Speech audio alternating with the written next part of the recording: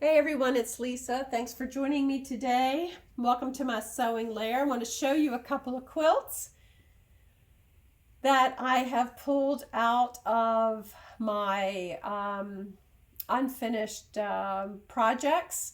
The first one is a Daisy Baby quilt, was the original pattern. I call it Diamond Windows.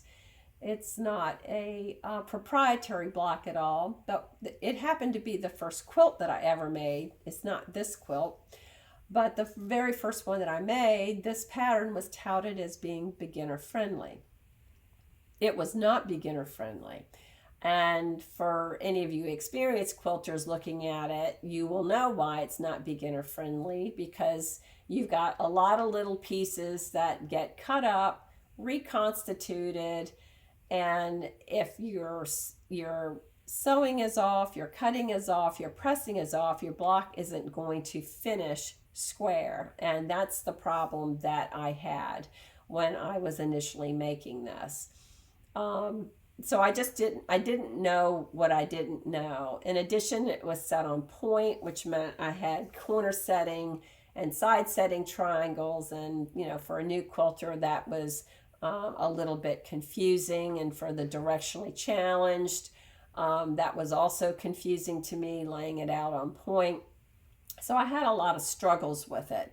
But the recipient loved it, and I was so far out of line, even after ripping out and cutting things down. I was so far out of line at the end of the quilt, I just had to put a pocket on it. I couldn't trim it away. I couldn't do anything, so I just put a pocket to cover up the the the place that I could not finally fix. But the recipient loved it, and the fabric was cute, and all of that. But the problem with making a precision cut piece like this, which called for 5-inch charm squares, if your squares are not cut perfectly in the charm pack, and there is a lot of variability in those, then when you cut a charm square, on bilaterally both directions, you're not going to get 2.5 inches. Or if it is a perfect charm square, if you cut it and you're not cutting straight, you're going to have a problem. So that's a lot of my complaining, about it. But I'm not complaining about the pattern. It's a darling pattern. Just don't call it beginner friendly. I would never, ever, ever recommend this pattern for a beginner. But it's a great pattern to use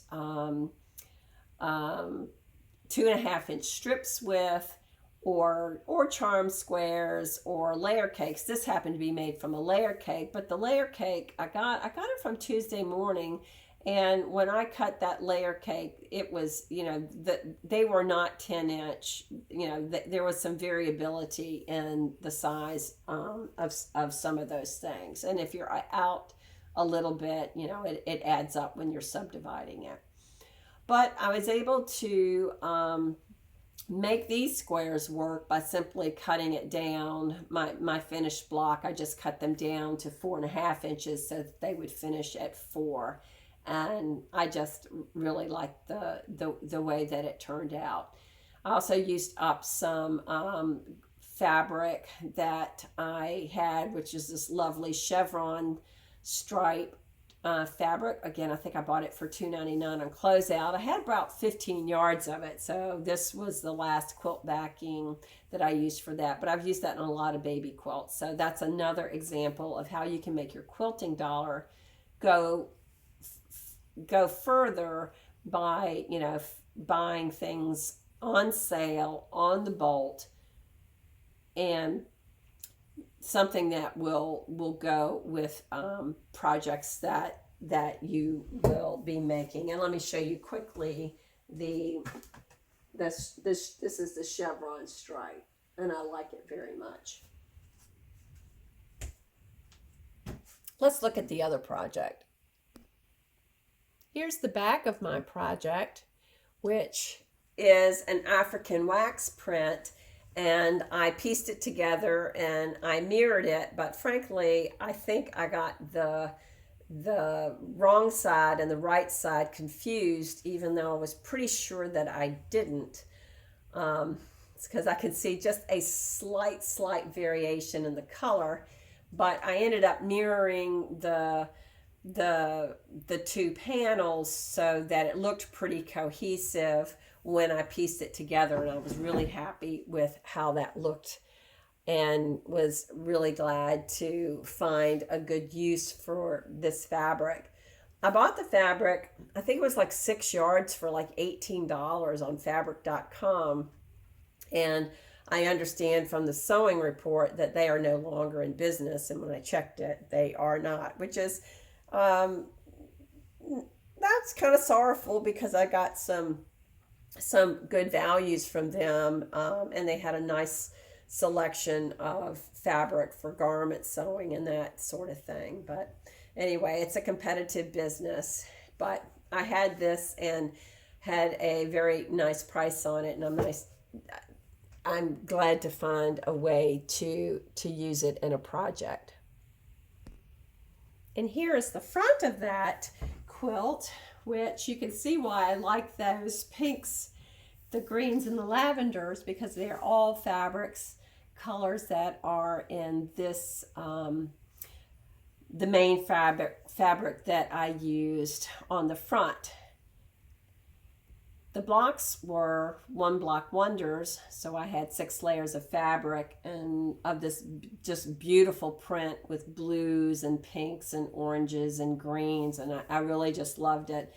So it was a quilt building skill for me to learn how to make these particular blocks, and I can certainly see why people are so captivated with this type of block, because you really get some just wonderful designs. I put corners on my blocks so that they would finish square, and I think that I could have done a better job of piecing it, because my rows didn't fit together very well, largely because I think I screwed up on my sizing of my side hexagons, and I ended up with a quilt that didn't quite finish square. So my remedy for that was just to even things out as best I could, be okay with chopping off a wee bit of a point on some of my full hexagons, and just putting same size border around for the interior border. And my exterior border, I elected to put a diamond rectangle border, and I just put spacers in to make up for the differential for my being out of square. So it's not that apparent. You can, if you look at the top border and the bottom border, you can see there's less spacers there than there is on the left and the right border, and I'm totally fine with that. I need to determine how I'm going to quilt it. I typically would have quilted on the diagonal, but since some of my blocks are so far out of alignment, I don't know that I'll do that. But what this project allowed me to do was take these blocks that had been languishing in a plastic bag and get them put together. Actually, they were already put together except for one row. So the piecing had been done, but because I had some problems, I think I just put it aside. So in pulling it out, I had to attach a row and then, do the problem solving that I just talked about.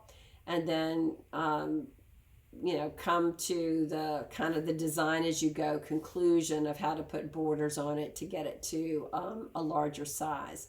So I have very little of my feature fabric left over, and I found a beautiful blue to showcase the feature fabric as well. So I was really happy with how this turned out. It just the jewel tones just pop. It's very much a color pop in every meaning of the word.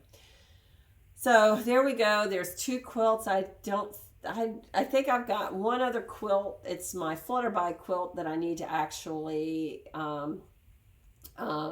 get quilt sandwiched and do something with. And that's a very large quilt. I don't know why I made it so large, but I'll be able to handle that in the Juki quite nicely. So I'm not dreading that. And oh yeah, and I do have a quilt for my son that I need to quilt sandwich as well. But I don't, my backlog of projects is very, very small now, and I'm going to try to make sure that I don't accumulate too many projects in the future. The biggest reason for that is, and I've shared it with you before, it was just so uncomfortable to sew the larger projects on my smaller Bernina. But since I bought my Juki Kiri, I no longer dread quilting. It has 12 inches of throat space, and I can very easily handle the largest of quilts with that. So it's not a dreaded chore. And I also base my quilts on my design wall, so that makes it very easy to do that kind of dreaded chore as well. So when you take the hurdles out, then it's a little easier to get your work completed rather than procrastinate. All right, that's it for now. I hope you'll join me again and see what's on the design wall. And as always, I hope that you're working on something that brings you joy. See you soon.